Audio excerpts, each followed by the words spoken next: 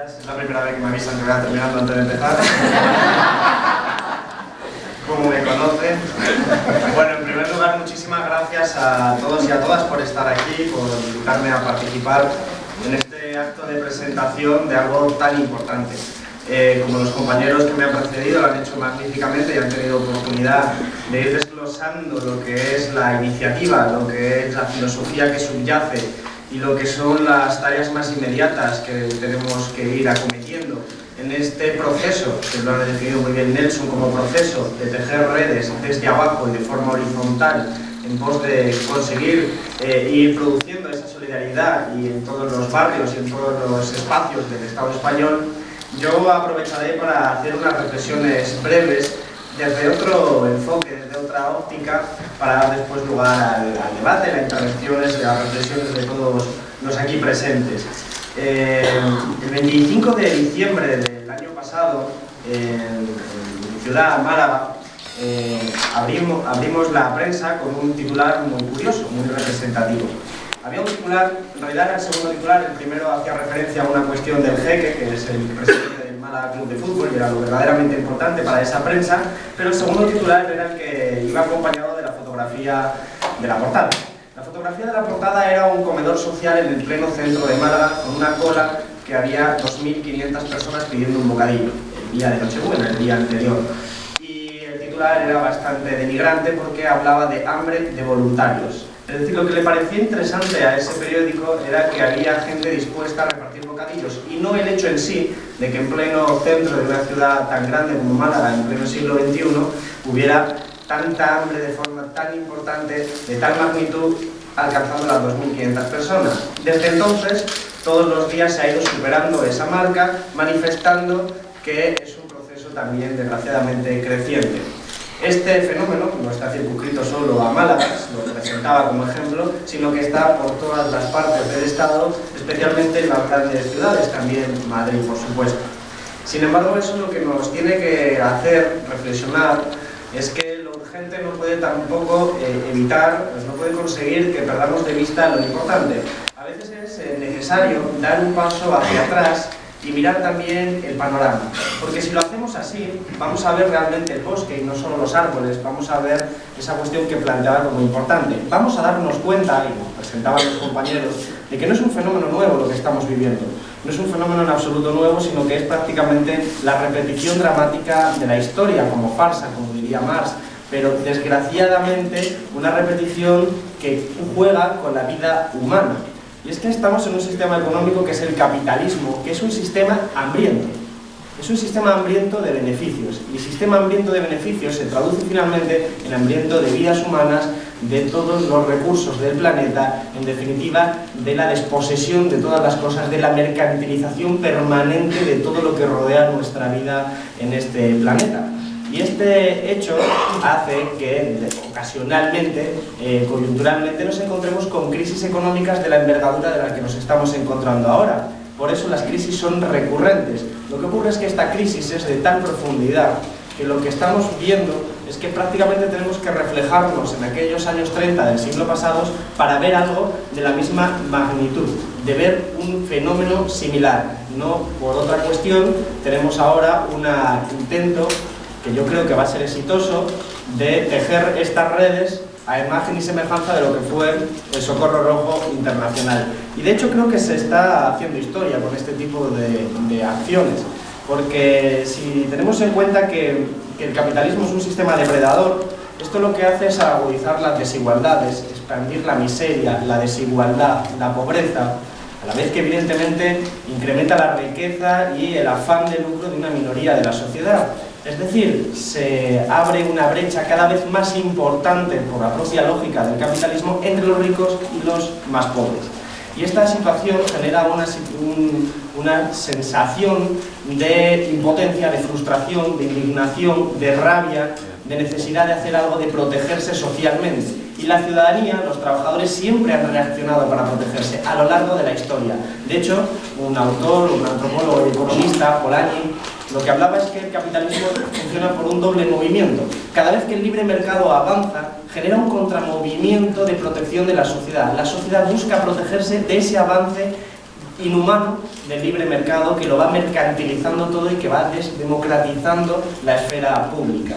Esto es importante, porque si esto fue lo que pasó efectivamente en los años 30, con un avance del libre mercado, lo que podríamos decir el capitalismo salvaje, las políticas liberales más extremas y más radicales, conllevó que la desigualdad se incrementara hasta niveles donde la sociedad se protegía como podía. Pero nada garantiza que esa protección tenga que ser de acuerdo a principios moral y ética de izquierdas.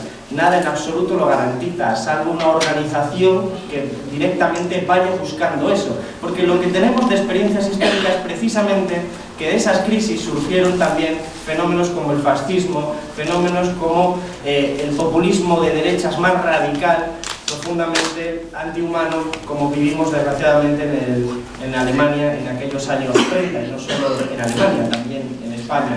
Y para evitar eso es urgente tomar decisiones, organizarnos, para que esa frustración y esa indignación no se conviertan ni mucho menos en un caldo de cultivo del fascismo, sino que por el contrario puedan germinar y puedan consolidarse como un dispositivo que promueva la superación del sistema capitalista por su izquierda, es decir, alcanzando una economía verdaderamente socialista. Y el capitalismo actualmente se está reestructurando. Lo estamos viendo continuamente, se está reestructurando en una huida hacia adelante. Es decir, estamos viendo cómo aún nos privatizan más todas las esferas de la vida, hasta el punto de que ya estamos volviendo a los mismos eslóganes que tuvimos en los años 70 como sociedad y que tuvimos en los años 30, los años 20. Estamos en una huida hacia adelante del capitalismo para salvarse de sí mismo, porque es una maquinaria que necesita incesantemente continuar hacia adelante de forma prácticamente suicida, contradictoria, como decían los clásicos. Y en este sentido, la privatización de la sanidad, de la educación, la progresiva privatización de toda la esfera pública, de toda nuestra esfera, de nuestra propia vida, de nuestra propia función como trabajadores, de nuestro propio estatus como personas, de todo lo que nos rodea, hasta el punto de la privatización del agua, de la privatización de todos los bienes naturales, conlleva necesariamente la necesidad de responder a esa reestructuración del capitalismo por la derecha, de una reestructuración que podríamos decir neoliberal y que no es sino otra vuelta de tuerca más. Y en esa respuesta que dará la sociedad, que a veces parece espontánea y otras veces no lo es tanto, nos encontramos con experiencias maravillosas, dignas, que están proliferando en todas partes del Estado. En cualquier provincia a la que vamos tenemos experiencias donde la sociedad se ha ido organizando para salvarse de la quema y del empujón que nos lleva el capitalismo, que nos lanza al vacío a un terreno de juego donde lo único que opera es la ley de la selva, una ley donde solo gana el más fuerte, que en este sentido, en el plano económico, es aquel que más dinero tiene. Y lo que vemos son lugares, como por ejemplo Málaga, donde se ocupan urbanizaciones enteras para dar salidas, para dar vivienda a las familias que lo han perdido por no poder pagar. Y evidentemente esto en todas partes del Estado. La plataforma de afectados por la hipoteca no es sino la manifestación de esta reacción, una reacción natural que toma la ciudadanía y que pone en cuestión a su vez las instituciones legales, que apuesta por la desobediencia civil.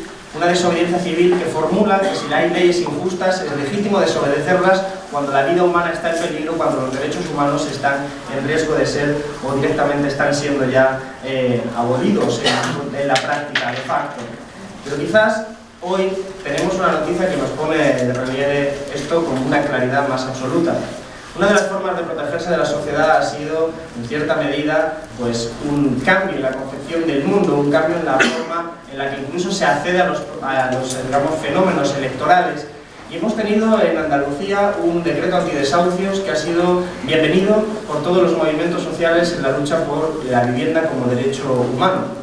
Un decreto que ha impedido que desde ese momento de la aprobación se produjera un solo desahucio. No ha habido un solo desahucio desde ese momento.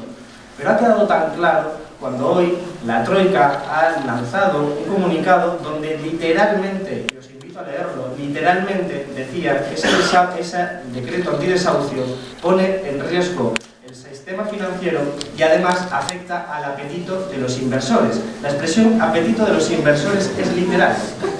Es decir, la prepotencia y la arrogancia con la que ellos mismos demuestran de qué lado están en esta guerra contra los pobres es tal que requiere claramente una organización suficiente que sea resistencia ante esta realidad. Una realidad donde cada proceso de mercantilización, decía antes, es un proceso de desmocratización.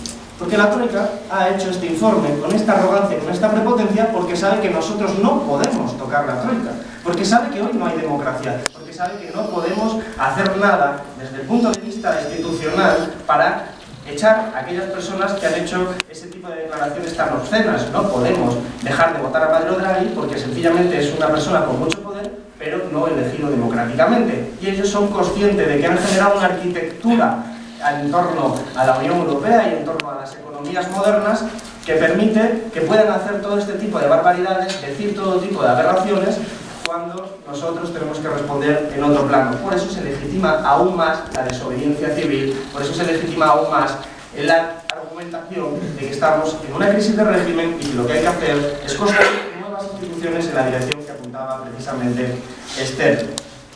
Y este ejemplo tan claro es un ejemplo prácticamente contable. Decía también el comunicado que aquel ejemplo, el del decreto antidesahucios, podía generar 200 millones de euros de pérdidas para los bancos, pero le podía dar la vuelta a la moneda. Podía decir que eran 200 millones de euros que se desembolsaban para que las personas no perdieran su vivienda, porque es la otra cara de la moneda. Es un momento donde claramente se visualiza mejor que nunca esa lucha de clases moderna que tiene un rostro diferente, pero que sigue siendo en esencia la misma lucha de clases.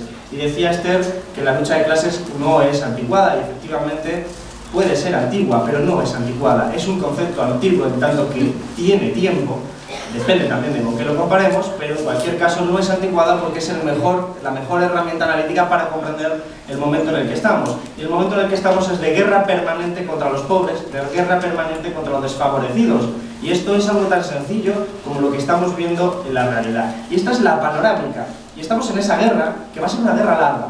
Va a ser una guerra larga porque está comenzando. Estamos en un proceso de transformación de la sociedad. No es una crisis coyuntural, no son políticas concretas de un día, de un mes, de un año. Es una transformación social que va a cambiar absolutamente todo de cómo entendemos nuestra vida en este planeta, de cómo entendemos las relaciones sociales, de cómo entendemos las relaciones entre cualquier tipo de sujeto político. Lo va a cambiar absolutamente todo. Y lo que tenemos que hacer es precisamente tejer redes que vayan construyendo la sociedad alternativa al margen del derrumbe del sistema. Al margen de este derrumbe del sistema tenemos que ir cogiendo esas redes de protección social que vayan inoculando el virus del socialismo, los principios, la ética, los valores de una sociedad alternativa, de ese necesario otro mundo posible. Es una guerra declarada y en primer lugar nos toca la resistencia. La resistencia es esto, la resistencia es una red de solidaridad popular, porque solidaridad es compartir y caridad es dar. Lo que nosotros necesitamos es que allí donde haya solidaridad no va a hacer falta la caridad. Allí donde nosotros podamos instaurar, conseguir tejer estas redes que tienen que ser desde abajo, que tienen que ser horizontales, que tienen que estar vinculadas a un programa, a una ideología, a un modelo de sociedad alternativo, y no necesariamente a unas siglas, a una concepción, a una tradición histórica, sino en el propósito de responder a los problemas más urgentes y más inmediatos de nuestra gente. Es la retaguardia de esta guerra en la que estamos inmersos y que desde luego todavía va con largo recorrido. Y entonces este tipo de iniciativas pueden ser directamente, puede que estemos viviendo aquí un momento histórico, la constitución de redes de esta naturaleza que vayan tejiendo y construyendo desde abajo, haciendo emerger desde abajo estructuras institucionales que sean el germen del otro mundo posible que vayamos a hacer. Mientras se cae el capitalismo por un lado, nosotros estamos tejiendo la sociedad por otro, al margen de este sistema. Eso es lo que estamos haciendo hoy aquí, eso es lo que tenemos que promover en todas partes del Estado, porque eso es lo que nos va a permitir aguantar, evitar los suicidios, evitar los dramas, luchar contra eso, ayudar, pero también nos va a permitir que estemos tejiendo y construyendo el cortafuegos del fascismo, el cortafuegos del fascismo que no se ha podido construir desafortunadamente en otros espacios como Francia o Grecia, donde el fascismo ha encontrado un carril derecho que directamente les ha llevado a intenciones de voto del 20% en Francia, del 12 o 15% en Grecia. Nosotros tenemos que evitarlo eso y estamos en un momento de poder hacerlo. Ojalá hubiéramos empezado antes, pero sin embargo tenemos ahora la oportunidad de adelantarnos a esa idea, de tejer las redes al margen, porque las instituciones actuales no nos valen, están en crisis, régimen del que hablaba Esther, la corrupción que lo empantana absolutamente todo, esa corrupción estructural, ese régimen se está viniendo abajo. Y el capitalismo no encuentra su salida en nuestro país, en nuestra economía, y se está reestructurando de una forma absolutamente inhumana, donde no vamos a entrar todos, y los que podamos entrar, los que puedan entrar, van a vivir en condiciones de precariedad y flexibilidad que nos van a recordar más bien al antiguo régimen que a una sociedad moderna. Ese cambio en la concepción del mundo requiere una respuesta. Me han avisado, así que voy a terminar. Me han avisado ahora, además, adecuadamente, ¿no? Bueno, voy terminando para dar lugar y para no faltar a mi palabra. Yo me alegro de ver esta parroquia tan llena de gente. Creo que es lo que tenemos que hacer, porque además no hay solución posible que solo pueda venir por cargos públicos, por liderazgos individuales, por personas concretas, en absoluto. Las soluciones tienen que ser colectivas. Tenemos que luchar contra ese mensaje que nos dice que la solución es individual. Yo recuerdo hace poco en el Congreso una comisión de innovación y desarrollo, de economía y competitividad, en la que el portavoz del PP dijo que la gente de este país, especialmente los jóvenes, se estaban yendo porque querían y porque iban a tener una experiencia laboral muy importante y que tenían que visualizarlo desde ese enfoque tan bueno. De hecho, creo que el rey ha felicitado hoy a los becados en el extranjero y decía que le estaba en Biblia, el rey. Ese enfoque no deja de tener un dispositivo ideológico por detrás, un dispositivo ideológico que nos dice que la solución es individual, que lo que tenemos que hacer es buscarnos las habichuelas, de que si estamos en esa ley de la selva, nosotros podemos ser algunos de los pocos afortunados que ganemos. Nos han metido ese enfoque ideológico y hay que luchar contra él. Porque lo voy a decir de una forma muy clara. Cuando yo vi las 2.500 personas, además era en el centro de Málaga, donde yo vivía, lo que pensé inmediatamente fue: 2.500 personas es un sujeto histórico revolucionario. Lo que ocurre es que esas 2.500 personas todavía no son conscientes de que la una y la otra, el de delante de la fila, el de detrás y el de los lados, son víctimas del mismo proceso, del proceso de destrucción de todo lo que hay alrededor por parte del sistema económico capitalista. Y eso es un proceso de concienciación que se hace a la vez que se ayuda en la retaguardia de esta guerra. Eso es lo que necesitamos.